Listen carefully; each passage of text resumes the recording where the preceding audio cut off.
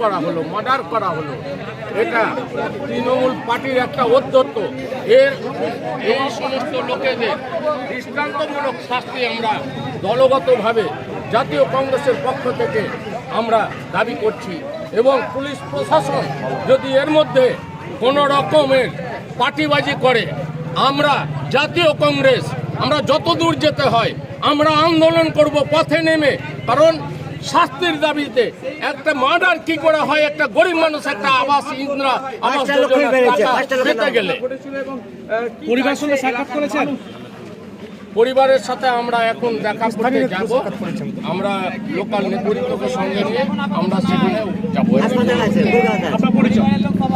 আমার নাম মোহাম্মদ মীর কাসিম, জঙ্গিপুর মহকুমা সংখ্যালঘু সেলের চেয়ারম্যান। অসংখ্য ধন্যবাদ। সমস্ত দর্শক আপনারা দেখছেন শয়ে শয়ে মানুষ কিন্তু অবস্থান করছে, দেখতে পাচ্ছেন একদম এদিকে চোখ যায়। মানুষ কিন্তু সমবেত হয়েছে মুকুন্দপুর বটতলায়, যেখানে যে স্থানে গতকালকে আপনাকে ঘর দেওয়া হবে, আপনার নাম এসেছে, আপনাকে কিছু টাকা দিতে হবে। এইটা শুধু এইখানকার ঘটনা নয়, এমনি দেখতে পাবে। যতদিন ইনকোয়ারি হয়েছে ততদিন আমাদের কানে আসছে, আমরা স্বচক্ষে সাক্ষী আছি, আমরা সামনে দেখেছি যে যে যে নাম তালিকায় এসেছে তাদের কাছ থেকে আবার কিছু কাটমানি নেওয়া হয়, টাকা নেওয়া হয়। এবং সেই পরিপ্রেক্ষিতে এখন যে নতুন তালিকা বেরিয়ে এসেছে, সেই তালিকায় যাদের নাম কাটা গেছে এবং যারা তৃণমূল নেতাদেরকে টাকা দিয়েছে তারা তাদের টাকা ফেরত চায়। টাকা ফেরত চাইতে গেলে সেই তৃণমূল নেতারা যেনারা টাকা দিয়েছেন তাদেরকে মার্ডার করে।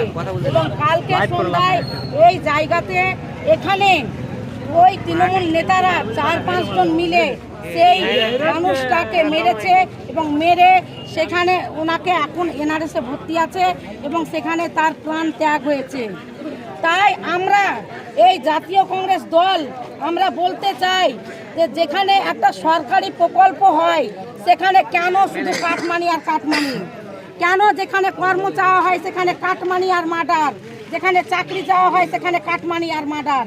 তাই এই তৃণমূল সরকারের বিরুদ্ধে যারা মার্ডার করেছে তাদের যতক্ষণ শাস্তি না হবে আমাদের এই আন্দোলন চলবে এবং এই বিক্ষোভ কর্মসূচি চলবে। প্রয়োজনে আমরা থানা ঘেরুয়া করব। এই হুঁশিয়ারি পুলিশ প্রশাসন অবধি আমরা জানাচ্ছি যে যতক্ষণ আপনারা গ্রেপ্তার না করবেন ততক্ষণ আমাদের এই বিক্ষোভ চলবে। আমার নাম রেশমি বিবি, রঘুনাথগঞ্জ মহিলা কংগ্রেসের সভানেত্রী এবং প্রদেশ কংগ্রেসের সদস্য। প্রিয় দর্শক, শুনলেন যে ইতিমধ্যেই কিন্তু আবাস তালিকার স্বচ্ছ তালিকা তৈরি হয়েছে। টাকা দিয়েছিল বাড়ি নেওয়ার জন্য, সেই স্বচ্ছ তালিকায় কিন্তু কালু শেখ নামে ব্যক্তির নাম নেই। নাম না থাকার কারণে স্থানীয় তৃণমূল কর্মী বলেই পরিচিত মিঠু শেখ সেই